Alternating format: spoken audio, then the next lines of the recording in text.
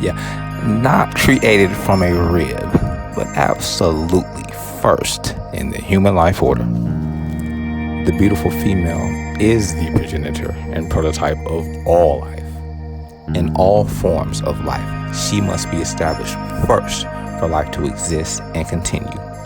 Creation and existence are based on a foundation of reproduction. A life form could not and would not form without establishing within itself a system to ensure continual existence through reproduction. The female's position as first and primal in the order of all life is only preceded by God, the mother of all life and creation. The male is secondary in the order of life. Along with a mutually pleasurable system of reproduction for most species of life, the male also serves as a valiant protector for the female. Observation of voracious factors made quite conspicuous this beautiful and perfect order of life. Let us first place under scrutiny the chromosome factor. The female's chromosomes are represented by two X's. The male's represented by an X and a Y. How can this be interpreted to establish the true dominance and position of the female? Let me simplify it. If X and Y have preceded the two X's, as some historical documentation suggests, there would have to be evidence of the Y chromosome within the two X's. The Y is clearly absent in her two X's. This clearly identifies her two X's as the progenitor of the X and the Y, because the derivative always carries within itself the qualities of that which it is derived from. X and Y has evidence of XX within itself, with the additional right of its own new identity, the Y. Similar to when a child is born, the newborn has its own new identity of DNA along with its progenitor's DNA. For example, if the parents of a child's DNA are 19 as a numerical representation for the mother and 17 as a numerical representation for the father, the child's DNA would equate to 19, 17, 36. A correlation of the mother's 19 and the father's 17 with the child's own new identity. If XY had in fact preceded XX, you would surely find evidence of the male Y chromosome in the female's XX chromosomes. A rule of nature, that which is derived from the prototype can always be traced back to the prototype. Because the female's XX chromosomes preceded and created the male's X and Y chromosomes, we will always find the female's X chromosome within her offspring. We also possess the Y chromosome, being the evidence of a new identity and progeny of the beautiful female. The chromosomes of the female give indisputable and indissoluble evidence that establish her as the prototype and progenitor of the human race. The birth factor is appropriately summoned for testimony next in the order of this evidentiary. Every species known to humankind must go through the birth canal of the female in order to achieve life. Yes, this means that every human being must spend their first several weeks in life inside of the female. This is a basic rule of life for all beings on Earth.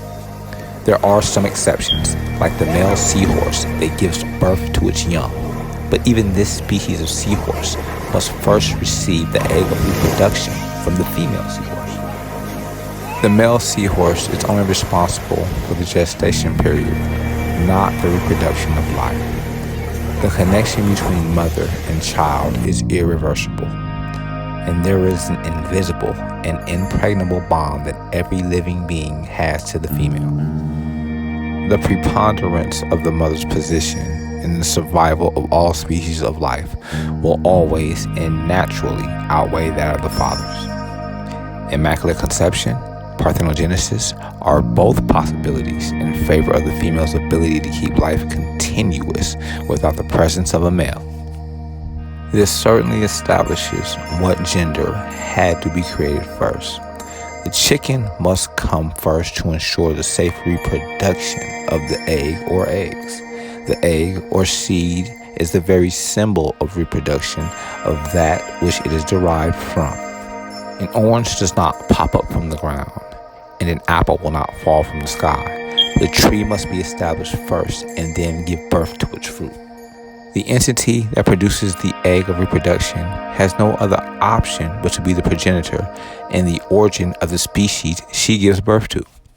If there currently exist living organisms in which the female produces offspring without the help of the male, like certain plant life or microscopic organisms, then the question of which gender is the more expendable is quite apparently expressed when the inquisition for the answer is thoroughly scrutinized. Before we journey into the discrimination factor, let us first explore the rules of the held to a higher standard factor. In Total Rhetoric, I pose this question: why is it that if a male conducts a sexually promiscuous lifestyle, he is looked at as typical? But if a female displays the same sexually promiscuous lifestyle, she is looked at as below humane or submarginal? Why do males expect a standard of life for the female to uphold higher than the standard of life he sets for himself? The only time a human being expects another human being to uphold a standard higher than the one they themselves are upholding is when that human feels that the other human is above them. For example, the younger sibling looks to the older sibling for guidance and holds the older sibling to a higher standard than they hold themselves at. As males, for some subconscious reason, we expect the female to be perfect. We hold her to a much higher standard. The male never condescends the female naturally or by instinct. This behavior must be learned, and is a defense mechanism. Many historical books written by males, including the Bible and the Quran, imply that the female is inferior to the male. Instinctively, the male does not mentally function this way. He automatically respects the female and holds her in extremely high regard. After all, she is the producer of life.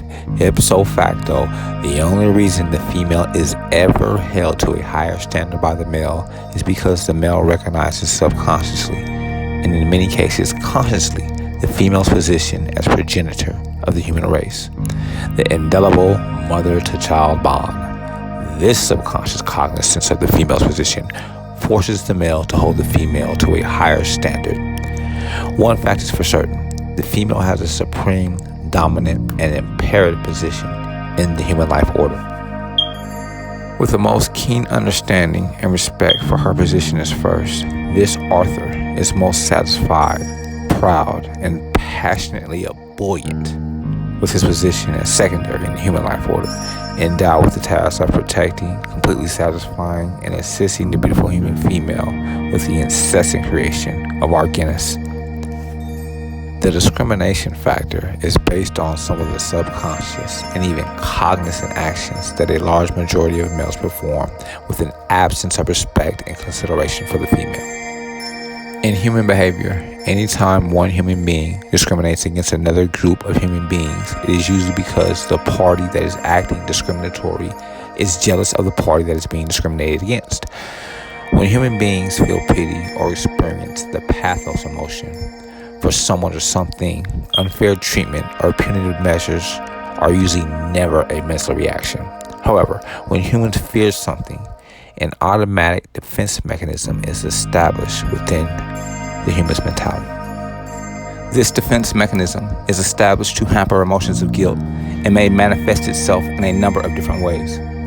One of the most common ways is discriminatory treatment against the feared party.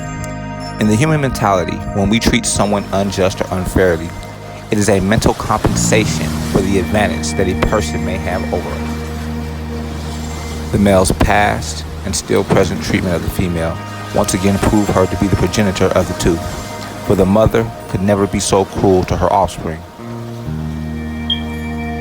Not allowing the female to vote, be in positions of authority, or even express her true feelings are all measures of control. When a human seeks to control something, fear is always a factor, whether it be control of a child by the parent due to a factor of fear of that child becoming a failure in life, or fear of a slave by their master. They give them the adequate tools, the slave might supplant their master's position.